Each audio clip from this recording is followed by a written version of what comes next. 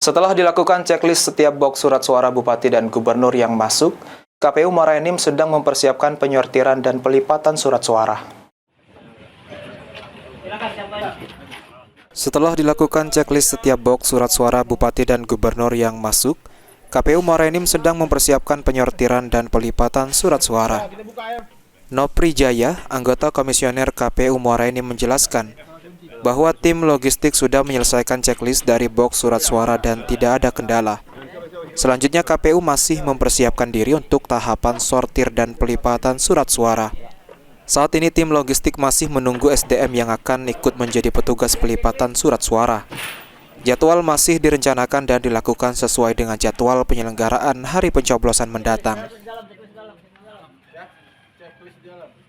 Jadi di tiap box itu sudah ada nomor paketnya kan, nomor paket ke box 1, box 2 sampai dengan box 237.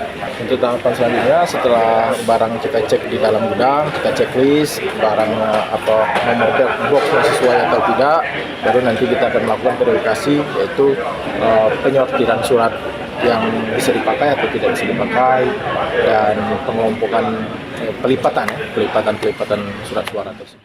Untuk tenaga sortir dan pelipatan surat suara, Pilkada KPU masih membutuhkan SDM dari masyarakat Muara Enim yang ingin ikut berpartisipasi dalam tahapan tersebut. Bagi masyarakat yang ingin menjadi tenaga pelipatan surat suara, bisa mendaftarkan diri dan akan ada upah yang disesuaikan. Mardiansyah, Paul TV.